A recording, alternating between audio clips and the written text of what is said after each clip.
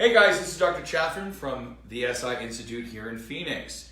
The tip of the day this week is adding implants, yes or no? Do you want to add implants to your practice? You as a graduating student, do you want to learn it so you can do whatever with it? Should you not? If you're a large DSO group and you don't do implants, you got 8 practices, should I implement this stuff into your group and what would it do for my group? So a little bit about SI Institute is we actually have SI 360 consultants. That's our consulting division. At the consulting group, we analyze and advise to achieve. Now, when we analyze some of the stuff that I'm going to be talking to you about today. We structure a plan, and then we want to track you at the end of your training so you achieve your goal of that plan. Okay, here at the Institute, when the plan has been executed, we here at the Institute, we actually educate, train, so they can implement and achieve that goal that was designed for that particular practice. Okay?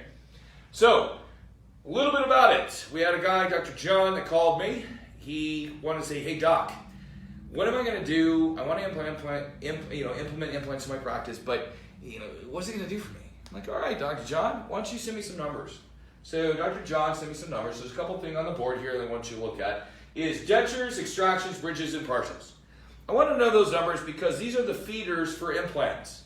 Okay, so Dr. John sent me a bunch of data. We averaged it out. Dr. John does about 4 dentures, has 4 arches, upper, lower, not 4 sets, but 4 dentures a month. He does an average of 20 extractions. He does 1 bridge and 1 partial.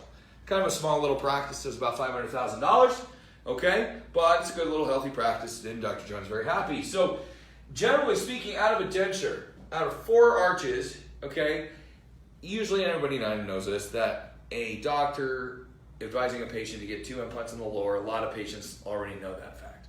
Implants are kind of a known fact, that especially with the lower denture. So we calculated 2 sections, implants and grafts. So out of the denture category, we figured on the low end, he could sell 4 implants. That's just 2 of these 4 cases that I would accept, 50%. That's pretty much an accurate number, I would say. All right, extractions. Out of 20 extractions, how many immediate placements can you do? You can do at least 5. I mean, a premolar area, someone breaks a front tooth. Yeah, and that's a low number, okay? On a bridge, I told Dr. John, I said, so how big was the bridge? 3 units. So we just put 1 implant there for, just sake. So this is where all the numbers add up pretty quickly. Partial, one great thing, little tip, bilateral partial. You can put 1 implant on each back, boom. Partial snaps right on. You can cut those ugly clasps off. That people love so much. So we added 2 there. So with what Dr. John's doing in his practice right now, he can harness at a pretty low level 12 implants a month. All right, that's pretty decent.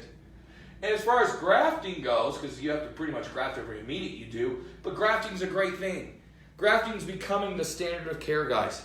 I mean, look at ADA and all the journals. Ridge preservation.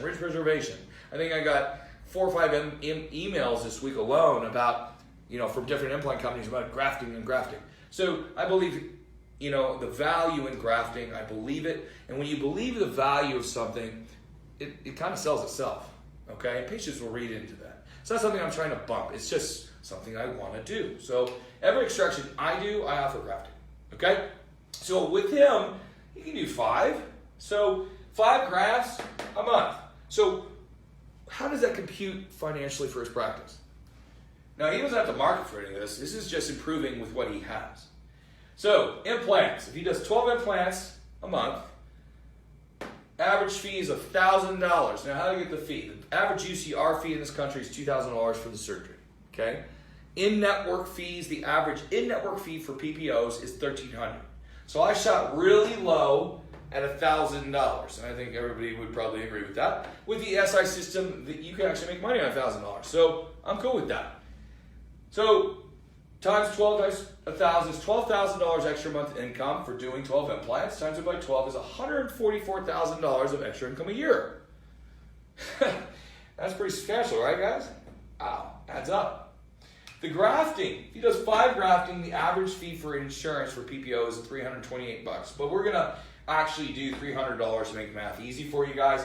So that's only $1,500 times 12. That's $18,000 a year. Every graft needs a membrane, so it's another $18,000 a year. Okay? Totaling $180,000 of extra income at the minimum that Dr. John will be able to make if he learns and harnesses the feeders. So when you think about marketing, a lot of guys ask me, how do you market implants? Well, I don't market implants, I market dentures. I market, hey, you broke a tooth, come on over. Okay? That feeds those kind of cases that I enjoy so much as a practitioner. You know, we can say about implants and stuff, but that's kind of a little tip too, so I got to give you 2 tips today, so don't tell anybody on that one. But that's pretty substantial, okay? So let's talk about something else.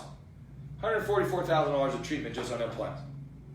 Using the SI system, the cost of $144,000 of production and collections and using the SI system, the cost for the implant would be about $14,000. Okay? Okay, so $14,000 of cost to make $144,000. And that's pretty good, right? Cost ratio. If you're using, I don't know, Straumann, let's say, or a $300 implant, you're looking at about $43,000 of implant cost to your practice a year to do $144,000. I don't know about you, I like the other one better from a ratio, okay? As long as you're not jeopardizing quality of placement, quality of the product. Those are some really good business things to think about, and it's okay to look at them, okay? So, generally speaking, would you advise adding implants to Dr. John's practice for him? This was you. I think everybody would agree that considering this would really benefit his life, benefit his practice, and be good for him. All right? So what I do is a little example of what we do here at the Institute for guys that are doing startups. We want to get them trained and have a plan so they launch real well, to doctors that have their private practices, to even doctors that have 5 or 6 or 8 practices that are getting into the multiple practice situation, but want to add implants to the practice. We want to know what the picture is going to look like. If you think the value is there and you want to put it in, what's the picture is going to look like? What do we have to do? What is the plan so we can actually achieve?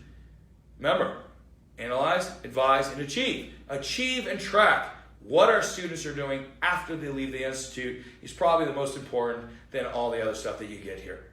So, tip of the day, look at your practice, see what are these numbers? What do they look like to you? Are you doing grafts? I have grafts on every one of them. So even if you don't like implants, graft. Do the research. Look, you'll find out what I'm saying is true. Grafting is amazing. It'll preserve bone. Your dentures patients will love you for it, and it'll give the patient options for the future. So if you like what I had here to say, there's your tip of the day. I hope you guys enjoyed yourself. Sorry about the long video, but if you're interested, click on the link below, gather some more information, give us a call. We'd love to see you in our next course.